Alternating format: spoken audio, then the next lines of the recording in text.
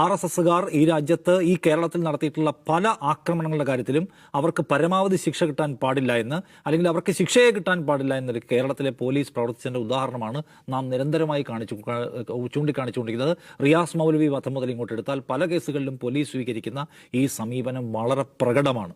എന്തുകൊണ്ടാണ് ആൾക്കൂട്ടാക്രമണത്തിന്റെ കുറ്റമതില്ലാത്തത്? RSSകാർ പ്രതികളായിട്ടുള്ള കേസാണെന്ന് രാഷ്ട്രീയക്കാരായിട്ടുള്ള CPMകാർ പറയുന്നു, വലിയ തോതിലുള്ള പ്രതിഷേധം രേഖപ്പെടുത്തുന്നു. പക്ഷേ ആ പ്രതിഷേധം രേഖപ്പെടുത്താൻ നമുക്കാണ്, ഞാനും ധന്യയും നൗഫലും പ്രതിഷേധം രേഖപ്പെടുത്താൻ പറ്റും, നമുക്കതേ പറ്റൂ.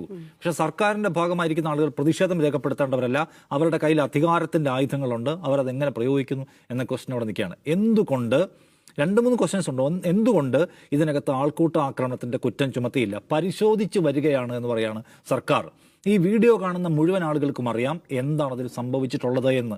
ഒരാളെ പിടിച്ചു നിർത്തി അയാൾക്കുമേൽ സംശയത്തിന്റെ ആരോപണങ്ങൾ ചുരഞ്ഞുകൊണ്ട് അയാളെ അടിച്ച് കൊല്ലുകയാണ്. അയാളുടെ പോസ്റ്റ്മോർട്ടം റിപ്പോർട്ട് അയാളുടെ ശരീരത്തിൽ ചതവോ മുറിവോ ബ്ലീഡിങ്ങോ ഇല്ലാത്ത ഒരു സ്ഥലം പോലും ബാക്കിയില്ല എന്ന് പോസ്റ്റ്മോർട്ടം ചെയ്ത ഡോക്ടർ പറയാണ്.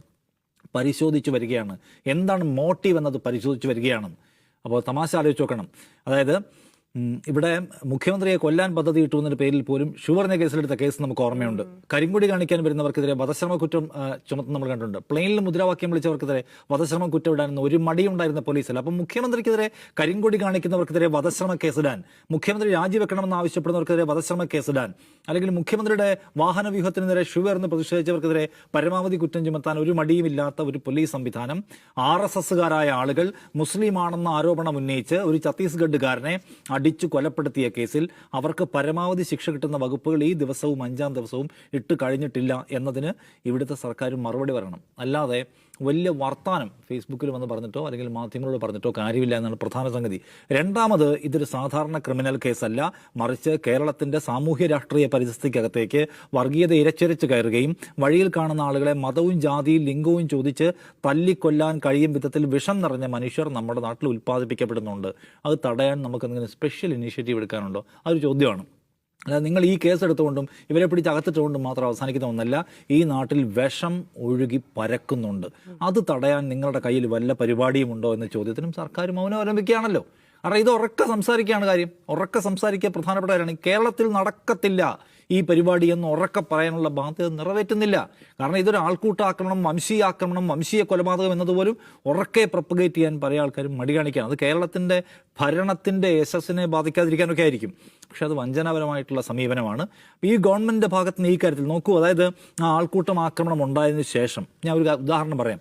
ഡോക്ടർ വന്ദന ദാസ് എന്ന് പറഞ്ഞ ഒരു പെൺകുട്ടിയെ അക്രമി കുത്തിക്കൊന്നു. ആ ആക്രമണം ഉണ്ടായപ്പോൾ കേരളം മൊത്തം ഞെട്ടിപ്പോയത് നമ്മൾ ഓർമ്മയുണ്ടോ? അവിടെ എത്ര മന്ത്രിമാർ വന്നു നോക്കണം.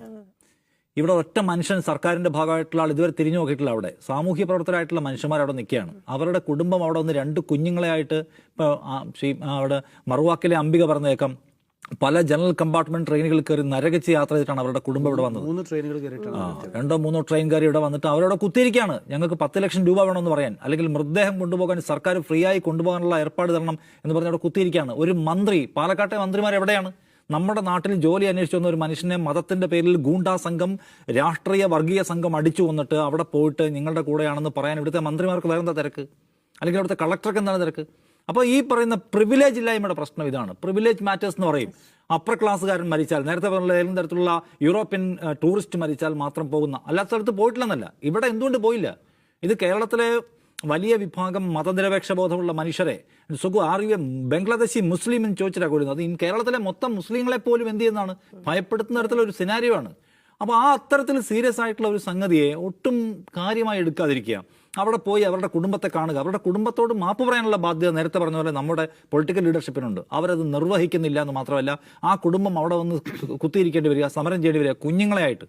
ഇത് സർക്കാരിന്റെ ഭാഗത്ത് വലിയ പാതകമാക്കാര്യത്തിൽ സംഭവിച്ചിട്ടുണ്ടെന്നിടത്ത് ഒരു തർക്കവുമില്ല. എന്ത് സംഭവിച്ചാലും ഗവൺമെന്റ് യശസ്സിനൊന്നും പറ്റാൻ പാടില്ല എന്ന നിർബന്ധ ബുദ്ധി ഒരു വശത്ത്. രണ്ടാമത്തേത്, സംഘ്പരിവാറിന്റെ താല്പര്യത്തിനൊപ്പിച്ച് മാത്രം പോകുന്ന, സംഘ്പരിവാറിനെ പരിധി കവിഞ്ഞ് ബുദ്ധിമുട്ടിക്കരുത് എന്ന പ്രതിജ്ഞാമന്ത്രവുമായിട്ട് സഞ്ചരിക്കുന്ന ഒരു പോലീസ്. അതിന് മേലെ ഞങ്ങൾക്കൊരു നിയന്ത്രണവുമില്ല, അതിന് മേലെ ഞങ്ങൾ ഒരു ഫോഴ്സും ചെയ്യാൻ ആഗ്രഹിക്കുന്നില്ല. അത് അതിന്റെ വഴിക്ക് പൊക്കോട്ടെ എന്ന് വിചാരിക്കുന്നു. അതിനപ്പുറം പോയാൽ സംഘ്പരിവാറിനെ പരിധി വിട്ട് ബുദ്ധിമുട്ടിക്കാൻ രാഷ്ട്രീയമായി ഞങ്ങൾ ഉദ്ദേശിക്കുന്നില്ല എന്നാണോ?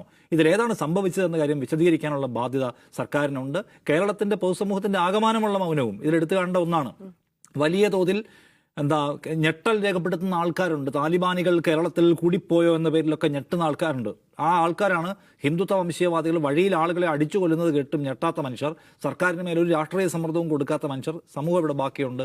അപ്പം നമ്മൾ അതിൻ്റെ ഫൈനലി അവശേഷിക്കുന്ന കാര്യം, ഗവൺമെൻറ് ഇതൊന്നും എല്ലാം മൂടി വെച്ചാലും, ഇതെല്ലാം അട്ടിമറിക്കാൻ ശ്രമിച്ചാലും ഇതൊന്നും ആർക്കും മനസ്സിലാവില്ല, ഇതൊന്നും ചോദ്യം ചെയ്യപ്പെടില്ല, ഇതൊന്നും ഡിസക്ട് ചെയ്യപ്പെടില്ല എന്ന് വിചാരിക്കാൻ പാടില്ല.